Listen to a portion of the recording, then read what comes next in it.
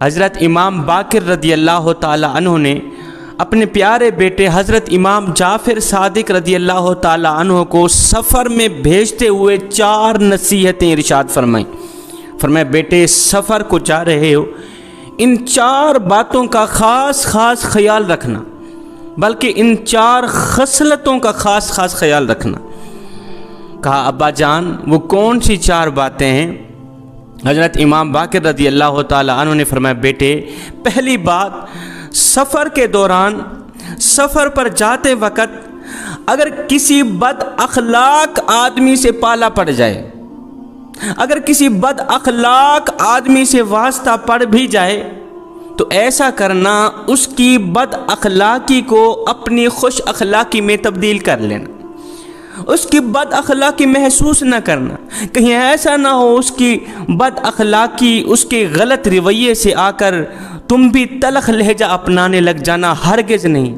اس کی بد اخلاقی کو، اس کے تلخ لہجے کو اپنے نرم لہجے میں بدل لینا، اس کی بد اخلاقی کو اپنی خوش اخلاقی میں بدل لینا۔ بیٹے ایک اچھا انسان اچھے گھر سے نہیں پہچانا جاتا، ایک اچھا انسان اچھی گاڑی سے نہیں پہچانا جاتا، اچھے نام سے نہیں پہچانا جاتا، اچھے لباس سے نہیں پہچانا جاتا۔ نہیں بیٹے، ایک اچھا انسان اچھے اخلاق سے پہچانا جاتا، اس کے اخلاق سے ہی پتہ چل جاتا ہے کہ وہ کتنا اچھا ہے۔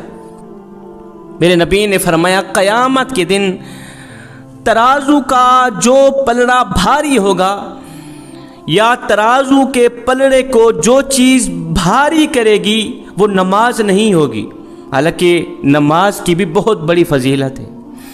ترازو کے پلڑے کو اتنا نماز نہیں بھاری کرے گی، روزہ نہیں بھاری کرے گا، حج زکوٰۃ کوئی بھی ایسا عمل بھاری نہیں کرے گا۔ ترازو کے پلڑے کو جو چیز بھاری کرے گی وہ انسان کا اچھا اخلاق ہوگا۔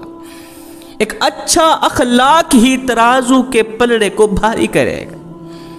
ایک شخص میرے نبی کی خدمت میں حاضر ہوا، کہنے لگا آقا ہمارے محلے میں ایک خاتون رہتی ہے، عورت رہتی ہے، وہ نماز بھی پڑھتی ہے، تہجد بھی پڑھتی ہے، اللہ اللہ بھی کرتی ہے، قرآن بھی پڑھتی ہے، لیکن اس کے اخلاق اچھے نہیں ہیں، وہ ہر وقت تلخ لہجہ اپناتی ہے، گرد و نواح ہمسایوں سے اچھے اخلاق سے پیش نہیں آتی۔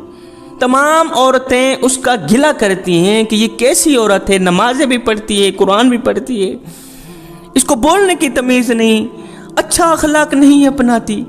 ایسی عورت کے بارے میں آپ کیا ارشاد فرماتے ہیں؟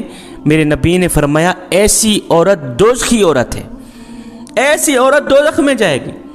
کہا آقا وہ نماز بھی پڑھتی ہے، وہ روزہ بھی رکھتی ہے، وہ تہجد بھی پڑھتی ہے۔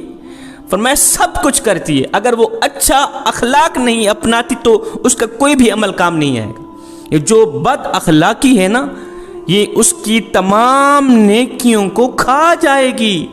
بد اخلاقی، نماز جیسی نیکی کو، قرآن جیسی نیکی کو، ہر نیک کام جیسی نیکی کو یہ بد اخلاقی کھا جاتی۔ بد اخلاقی تمہاری نیکیوں کو اس طرح کھاتی ہے جس طرح آگ لکڑیوں کو کھاتی ہے۔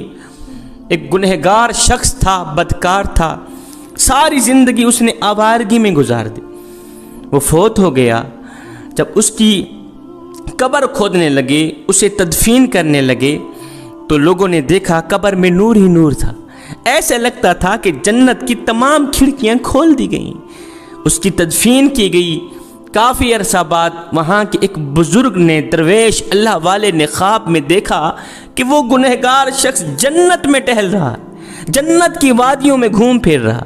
اس نے پوچھا میاں تو گنہگار تھا، کبھی مسجد تک نہیں گیا تھا، جنت کی وادیوں میں گھوم پھر رہا ہے، جنت میں ٹہل رہا ہے، آخر کون سا ایسا تو نے عمل کیا تھا جس سے تو بخشا گیا؟ اس نے کہا جی ایسا ہوا جب میرا جنازہ جا رہا تھا نا، تو میرے جنازے میں آنے والا ہر ایک نیک شخص، میرے جنازے میں آنے والا ہر ایک عبادت گزار، ان کے لبوں پر یہی تھا کہ یار یہ بڑے ہی اچھے اخلاق والا آدمی تھا، یہ جو مرا ہے نا، اچھے اخلاق، بڑے ہی اچھے اخلاق تھے یار، بولنے کی تمیز تھی، اچھا لہجہ تھا، نرم لہجہ تھا، کبھی کسی سے لڑا جھگڑا نہیں تھا، اچھے اخلاق والا تھا۔ تدفین کے بعد جب میں اللہ کے روبرو حاضر ہوا، میرے اللہ نے یہ کہہ کر مجھے معاف کر دیا کہ اے بندے، میرے نیک بندوں نے گواہی دی ہے، میرے عبادت گزار لوگوں نے گواہی دی ہے، تہجد گزار لوگوں نے گواہی دی ہے کہ تو اچھا ہے، بس ان کی گواہی پر میں نے تیرے تمام گناہوں کے اوپر پردہ ڈال کے میں نے تمہیں بخش دیا ہے۔ اچھے اخلاق نے، اچھا اخلاق اس کی بخشش کا ذریعہ بن گئے۔ تو فرمایا بیٹے، سفر کے دوران اگر کسی بد اخلاق آدمی سے پالا پڑ بھی جائے، واسطہ پڑ بھی جائے، تو محسوس نہ کرنا، بلکہ اس کی بد اخلاقی کو اپنی خوش اخلاقی میں تبدیل کر لینا، یہی تمہارے حق میں بہتر رہے گا۔ فرمایا دوسری بات، دوران سفر اگر کوئی آپ پر احسان کرے تو فوراً اللہ کا لاکھ لاکھ شکر ادا کرنا، خدا کا شکر ادا کرنا، اور سنو، خدا کے شکر کے بعد فوراً اس شخص کا، اس محسن کا بھی شکریہ ادا کرنا جس نے تم پر احسان کیا۔ اگر کوئی راستے میں دوران سفر ایک گھونٹ پانی کا بھی دے دے، ایک ٹکڑا روٹی کا بھی دے دے، کسی اچھے سائے میں بٹھا دے، کوئی پناہ دے دے، سیدھا راستہ دکھا دے، اچھی بات بتا دے، تو اس کا تم پر احسان ہے، تو اس کا فوراً شکر ادا کرو، کیونکہ میرے نبی نے فرمایا جو شخص اللہ کی مخلوق کا شکر ادا نہیں کرتا وہ اللہ کا بھی شکر ادا نہیں کرتا، جو مخلوق کا شکر ادا نہیں کرتا وہ اللہ کا بھی شکر ادا نہیں کرتا۔ سمندر کے کنارے ایک شخص کو چیتے نے کاٹ لیا، وہ زخموں سے چور چور ہو گیا، اس کا سارا بدن خون سے لت پت ہے۔ حضرت شیخ سعدی رحمۃ اللہ تعالی علیہ فرماتے ہیں جب میں وہاں سے گزرا میں نے دیکھا، پوچھا، او میاں، تو زخموں سے چور چور ہے، چیتے نے تجھے سارا کا سارا کاٹ لیا ہے، لیکن تیری زبان پر شکر کے ترانے کیوں ہیں؟